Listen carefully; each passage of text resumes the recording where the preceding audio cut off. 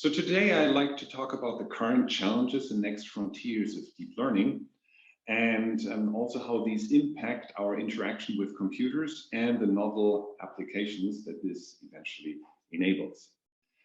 Now, modern machine learning has been based on convolutional networks and big data, and that has already pushed the envelope on information processing and a lot of applications. So I'm pretty sure you're aware of a lot of applications that before that weren't possible, and which now, with more or less success, have been made possible. Now, this begs the question, is deep learning, our ConvNets, the answer to all the questions that you may have? In short, are neural networks intelligent in this sense that they are enabling all the tools and applications that you would desire? And to come to an answer, the best way is to look at present limitations. If you, for instance, take an image like the image of this stop sign here, and just add pixel noise, much less than what you see here. This is just amplified so that you can see it, much less than that, in such a sense that the output image looks like what you're having here. So essentially no difference to you and me between the input and the output image. Nevertheless, for the computer, this was here a stop sign, and after adding the noise, it's now incorrectly classified by the machine as a yield sign. So something seems to be profoundly wrong there. How can an image which looks to us the same now change the class label? And becomes even stranger when looking at how human perception actually tackles this problem. If I give you an image like this blurred representation here and ask you, what is this? I suppose you're all having a pretty hard time figuring out what this is. Now I make this thing here much smaller, much smaller. I don't change the pixels. I take these very pixels and make them much smaller, but embed them in context. I assume you now classify this here as a car. Now it's the same pixels, I mean, even much smaller, and now the classification works. What tells us this is that we're not observing pixels when we are classifying objects. As a matter of fact, the semantics of the entire image just emerge by not just looking at individual pixels, but understanding the entire scene. And I believe that this profound difference between how computers are processing images or data on a more grand scale compared to how we do that as human users, that this is the reason for a lot of problems that we are still seeing in a lot of applications.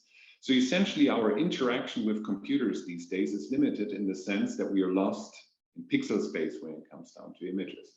When you're, for instance, utilizing Photoshop to alter images, you process these images based on individual pixels. You're shifting pixels along. When you're analyzing images, you compute color histograms or take a little bit more advanced features to understand what's there in the scene. But that's not what we want, right? We want to get more deeper to the content. And I believe that that's the profound reason for a lot of frustration that we're having when we want computers to actually solve the problems that we truly face. So there are two solutions to this problem. The first one would be us human users learning to communicate more like computers do. So for me, as a computer scientist, this would amount to study computer science. I have nothing against this, but that cannot be the ultimate solution, us getting closer to the computers. The true idea of artificial intelligence, I believe, is teaching computers to learn to better understand us as human users. So essentially the computer moving more in our direction than we in the direction of the computer. And we see this with interface design. Computers started early on with punch cards, then came graphical user interfaces, and these days can just speak your requests with more or less success, though, into a gadget and hope for the right answer. But bottom line is the ultimate goal of making computers a more effective tool for human intelligence, that being the ultimate goal of artificial intelligence. And with that comes the goal of teaching computers to understand images, not by the pixels that they're made of, but more by the content that they depict. If we achieve that, then we can enable new and much more effective means to interact with machines and the content that we actually want to process. So I'm striving for a content-based semantic image retrieval, for instance, for a semantic synthesis of scenes where you can just say, here I want to see a tree and this should be grass, and then the computer outputs the image that you want. Where you can semantically modify images. So rather than drawing glasses here, you can take this picture and say like, show me glasses. Yeah, have this person wear glasses or a beard or older or something like that. So semantic modification and improve scenes. Yeah, I have the computer then improve the resolution of an image, for instance, and a lot of other tasks. So these are examples from our ongoing research. And I want now with you to discuss 3 key challenges that we are facing as a field when we want to get closer to this goal of content-based semantic processing. The first one deals with the supervision that is required for teaching deep learning algorithms. So deep learning grew big on millions of data, millions of images, together with labels for each image provided. So in a sense, you're squeezing the neural network, the convolutional network, between the data on one end and the labels on the other end, so that it cannot escape, yeah? So that it has always the right input and the answer that you want combined, and the network then finds the right mapping between those. The problem with that is, however, that data, and in particular visual data, is cheap. It's growing at an exponential rate. But labeling is, and will also in the future, be costly. So I'm envisioning an approach which is more like having the neural network learn by simply watching the data, watching the images for that matter, without being told what is in that image. And that then leads to an approach which we call as a field self-supervision, so learning powerful representations from unlabeled data. How would that ever be possible? Well, the idea is applying a trick, so-called surrogate tasks. So think of you trying to learn a super complicated task, such as juggling chainsaws. Yeah? If you were to start with this task, I promise you probably don't grow old. So how would you do it? Well, you start with a much simpler and much safer task, like juggling these oranges here. And from that, you learn a lot about what it means to juggle, yeah, in a very safe manner. It's not the ultimate task that you're interested in, but you can learn a lot from that. And then you slowly but steadily move to more complicated tasks. And the interesting thing is you don't need any labels for that. So for a computer that could, for instance, a computer that tries to understand images, that could, for instance, mean to solve jigsaw puzzle problems. So you take an image, divide it into tiles, shuffle these tiles, and then have the computer solve this partitioning, yeah, figure out what the right order is. Or take a video, scramble the video or the frame order, and have the computer figure out what the right order is.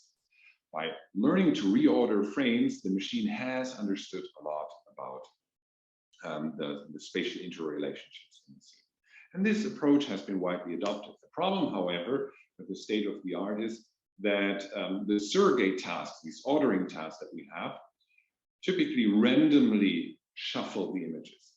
But think of me like learning to play tennis when I was a little kid. My tennis trainer always served me on the backhand. When I was good at forehand, played me backhand. When I was figuring out the backhand, played me on the forehand again. Like what back then I perceived as being nasty behavior of my tennis trainer evidently was the sign of a good trainer, figuring out like what task I should learn next based on what I already know. And that's precisely what we have incorporated in the self-supervision here, utilizing what's called reinforcement learning to sample the next best task for training. So we're not just having the student here who learns from, let's say, these shuffling tasks there, but we're also having a teacher, much like my tennis trainer, who observes my behavior on these tasks, like how I'm solving this shuffling here, this jigsawing, for instance, and then adjusts the sampling distribution of like what the next complicated, more complicated shuffling would be. And then I learn on that and he observes again and back and forth. Now, such self-supervised learning helps to learn powerful features that then generalize to arbitrary objects. And that, in turn, enables arbitrary object retrieval, for instance. So we've here in a publication in +1 that came out last week, and here's the code, put together a visual retrieval system for the arts, where you can mark not just an individual object, but multiple objects, and the system then figures out about their composition and provides you with the results. You can tell what you like, what you dislike, and then go back and close the loop and improve the search there. But before going there into details, I want to directly move on to the next challenge. And that's the profound challenge of actually learning semantic interdependencies in scenes. What do you mean with that? Well, if I give you a scene like this one here, what you actually need to understand this scene is learning the interrelationships, in particular long-range interrelationships in the scene. If I take those away, that's what you're left with. All the parts of the image on the left, but without their semantic interdependencies. And with that, railroads, the clock here and everything else disappears, although you still have all the pixels, but in the wrong order.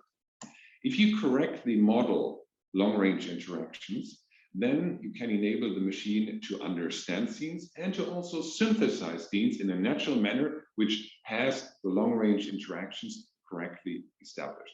This, however, is a pretty profound challenge because you can easily imagine that learning these quadratic relationships between a lot of faraway parts of the scene is really a complex, computationally complex endeavor.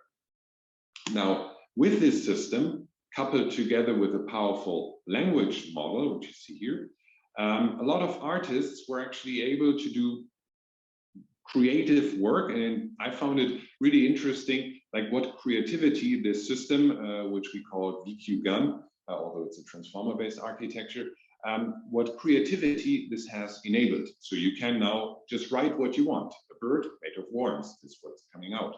Or you write a bird in the style of Starry Night, and this is what the computer then synthesizes.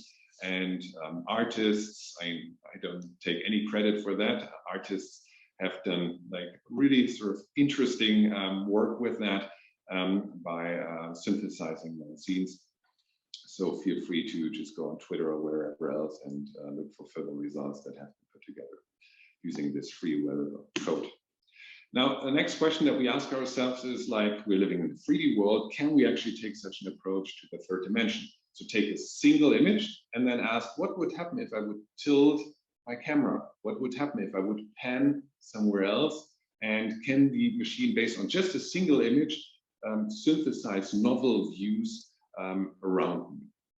And this is what you see here, the approach being in action. And the last question was temporal dynamics. What would happen if I would poke an individual pixel here? We can all imagine what would happen in that scene. I'm pretty sure this young kid here loves to think about what would happen if he would just nudge one of those glasses here. Can we enable a computer to do that? Yeah, much like little children do, and then learn from that. And more importantly, this provides us actually with a very effective interface where you can just nudge an individual pixel, and not like within Photoshop, alter the entire image, but just nudge an individual pixel and then have the computer predict possible, and there's multiple possibilities in that case because it's underdetermined, multiple possible outcomes of this local nudge that you do in this image. And we provided a graphical user interface, so you can just pull parts of an image, and then the computer hallucinates how the object might potentially behave if you apply these local alterations now in time. And the third and last problem that I want to address is interpretability. Neural networks have achieved amazing abilities and nice classification and synthesis abilities like we've seen beforehand. But the better they became at tasks, they haven't really mastered those tasks like we see in autonomous driving, but the better they became at these tasks, the more complicated they got and the harder it was to understand how they actually tackle a particular task. To be concrete, if I take an image here and run this through a neural network, and I look at some intermediate representation of this neural network, this is just a bunch of numbers. Yeah, it does not mean much to me and to you. Yeah, it's just numbers. And we thought of an approach where we apply a so-called invertible neural network and map with that this bunch of numbers onto semantic concepts that make sense to you and me, such as this person wearing glasses, or the gender of the person, the age, and so forth. And because this approach is invertible, we can turn things around, modify one of those attributes, and then see the effects. So I hope you see with that, you can give meaning to these Latin representations, and rather than dealing with a bunch of numbers, now deal with representations in an understandable, interpretable domain. But what I found more important is not the things that the model has learned to represent, but with such an approach, also analyzing what the model has not learned. So if you take such a latent representation, for instance, there are a lot of images, like we've seen with the adversarial examples beforehand, that look identical to the neural network, and that's why the classification in that case changed. With this approach, we now can take an input image, take this latent representation, and map it onto the so-called equivalence class of all images that look exactly identical to this neural network. These are interchangeable for this neural network, and you see how much of a change you can do in this particular layer here without the neural network ever noticing that you've changed these pixels. And I hope you can see this has a lot of importance for surveillance and security applications and the like, but also interpretability on a more general scale. Now with that, let me close by summarizing the three main challenges that I've been outlining here. I believe that we first need efficient training paradigms that allow us to scale to the really large data that is out there without requiring the tedious labeling process and human involvement in that. And only that allows us to really dip into the amazing resources in terms of large data that's out there. Secondly, we need to learn the semantic interdependencies in scenes or in data on a more grand scale, and especially long-range interactions. That's typically a very complicated or computationally very costly task, but only that allows us to effectively modify the data, modify images. Other than that, you're pulling on an individual pixel and only that pixel moves over. Once you've understood semantic interdependencies, you can change parts of a scene and the machine will understand what impact that will have on other parts of the scene, and it makes this machine then also, this algorithm, less prone to adversarial attacks. And lastly, despite all the progress that neural networks have made, what we are truly lacking is interpretability. We don't just want to shout out the right numbers. If you go to a doctor, you're not just happy him telling or her telling you what disease you have, but you want to understand why he came to, or she came to that particular conclusion. So we want the neural network, the machine learning algorithm, to also exhibit what it has learned, and at the same time what it has not learned, clarify what it has not learned, but it has learned to ignore, because only then you can truly understand where the limitations are, to what you can apply such a learning algorithm to. And with that, I want to thank you for your attention. I think the great team that I'm having the pleasure here to have, my great group who made all of this work possible, and I'm happy to answer any questions if you have.